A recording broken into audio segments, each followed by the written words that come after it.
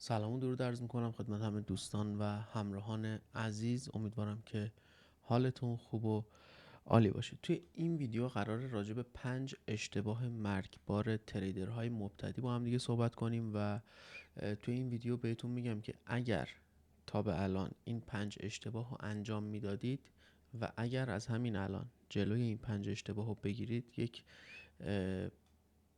نوآوری و یک بازدهی خیلی خوبی توی نتایج معاملاتتون خواهید داشت. با من همراه باشید.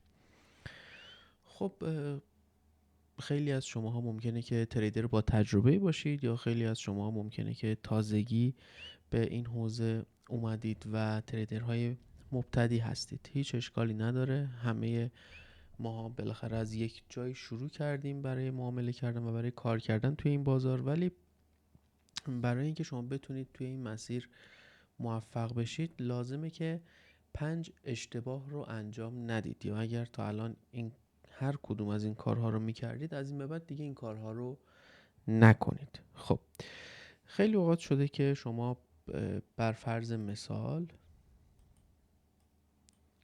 گزینه 1 $200 توی حسابتون موجودی دارید و میخواید یک معامله باز کنید. خب میگید که اگر من بخوام با این $200 معامله باز کنم، این $200 چقدر به من سود میده؟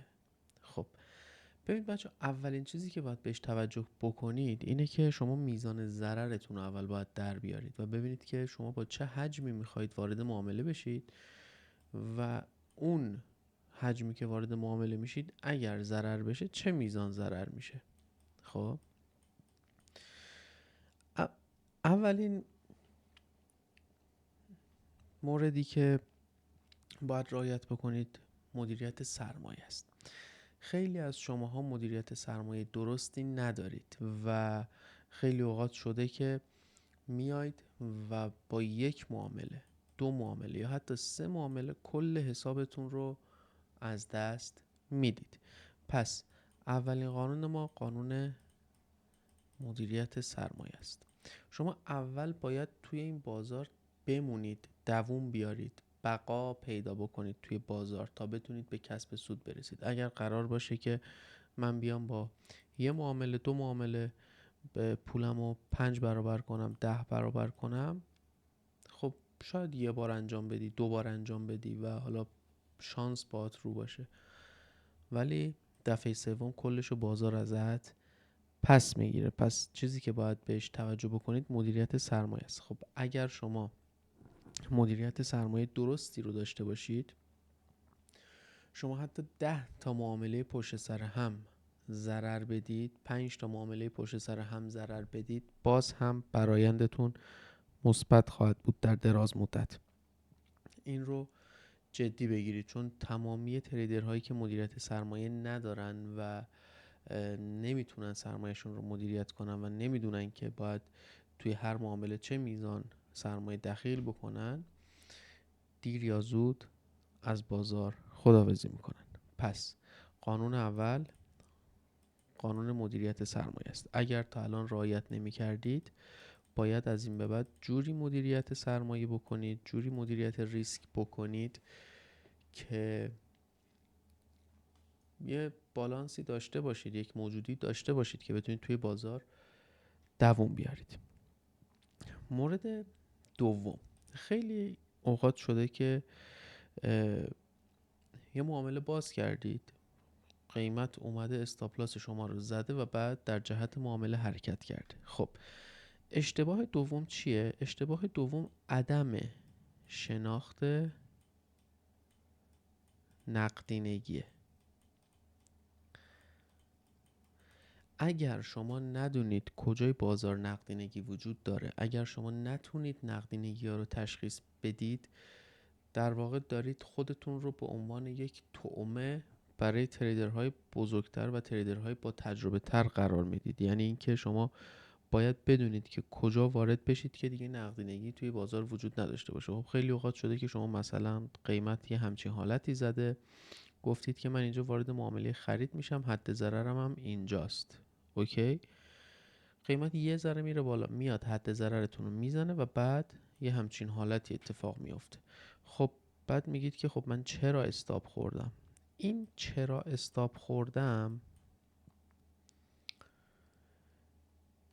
یه گزینه دیگه ای از این اشتباهات هست که وقتی که بهش برسیم بهتون توضیح میدم.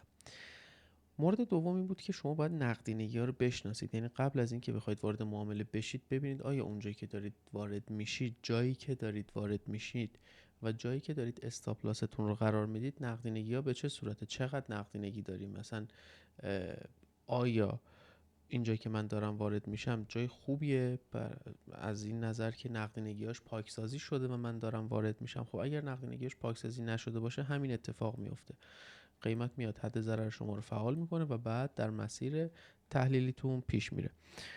مورد سوم که یکی از مهمترین مورد هاست و دقیقاً برمیگرده به این چرا استاپ لاس خوردمه، اینه که شما ژورنال ندارید. اگر ژورنال نداشته باشید هیچ وقت متوجه نمیشید که چرا استاپ خوردید، چرا جایی که وارد شدید مناسب نبوده، اصلا معامله‌ای که وارد شدم مدیریت ریسک و سرمایه نکردم، چرا این اتفاق افتاده که من مدیریت ریسک نکردم که بخوام جلوش رو بگیرم. همه اینها با ژورنال حل شدنیه. تریدری که ژورنال نداشته باشه مثل مردمی میمونن که تاریخ ندارن، نمیدونن از کجا اومدن، کجا هستن و به کجا میخوان برن. در واقع ژورنال نویسی شما رو نجات میده. شما اگر بتونید ژورنال نویسی خوبی داشته باشید، از همین امروز بخواید ژورنالتون رو بنویسید، بهتون قول میدم 3 ماه دیگه که به صورت مرتب ژورنال نوشتید و ژورنالتون رو هر هفته بررسی کردید و ایرادات هفته گذشته‌تون رو رفع کردید، چقدر نتایج تریدتون بهتر و بهتر و بهتر میشه. مورد چهارم که باید بهش بپردازیم و مورد چهارم هم یکی از مواردی هستش که خیلی از تریدرهای تازه کار انجامش میدن، مبحث اوور ترید. اوور ترید به ما چی میگه؟ اوور ترید به ما میگه که خب من اگر بیام امروز 2 تا معامله بکنم، 2 تا معامله هم با استاپ لاس مواجه بشه، امروز روز من نبوده، خب من میرم فردا برمیگردم به بازار. ولی اوور ترید حسی که بهتون میده حس انتقام جویانه است. یعنی اینکه شما رو وادار به این میکنه که انقدر معامله بخواید بکنید و انتقام اون 2 تا ضررتون رو از بازار بگیرید و بعد با خیال آسوده و خیال راحت شب برید بخوابید. ولی این اتفاق نمیافته. شما یه تنه نمیتونی با بازار مقابله بکنی و شما یک تنه نمیتونی بازار رو جابجا بکنی. پس اگر میبینی که یک روز یه دونه استاپ 2 تا استاپ خوردی و به اون حد چی میگن لیمیت معاملاتت رسیدی، مثلا شما طبق قانون مدیریت سرمایه توجه داشته باشید، طبق قانون مدیریت سرمایه میگیم من روزی 2 تا معامله میکنم، روزی 3 تا معامله میکنم.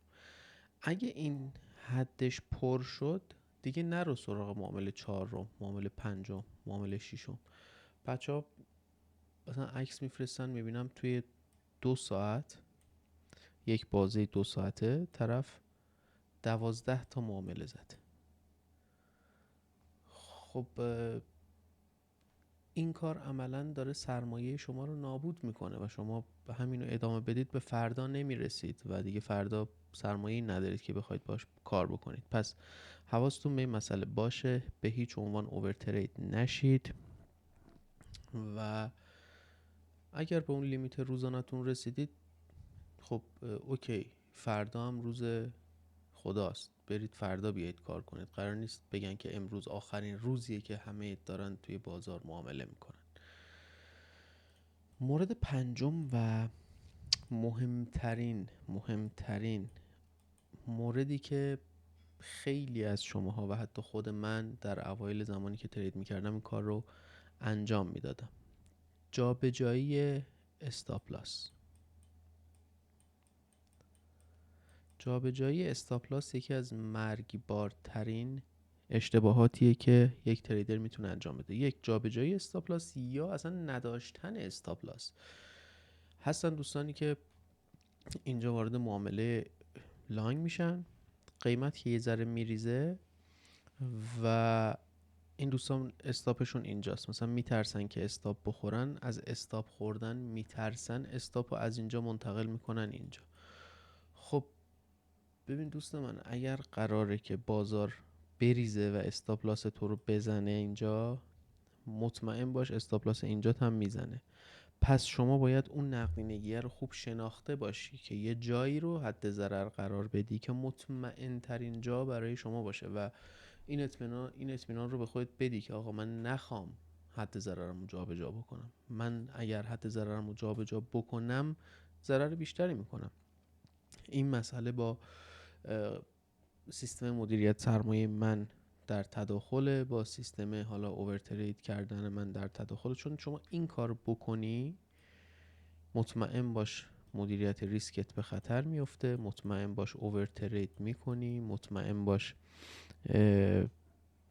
هی میخوای بازار انتقام بگیری و نمیشه. پس حواستون به این مسئله باشه و من ترجیح دادم که این ویدیو حالا مبحث روانشناسی طور رو براتون بگیرم تا این اشتباهات رو بشناسید و اگر تا الان این کارها رو یا هر کدوم از این کارها رو میکردید، از اینجا به بعد دیگه این کار رو انجام ندید. و انجام ندادن این کارها و رعایت این موارد میتونه شما رو به یک بلوغ خیلی خوبی توی ترید برسونه و باعث بشه با ذهن آروم و با ذهن آسوده کار بکنید. تا ویدیوهای بعدی، خدا نگهدار.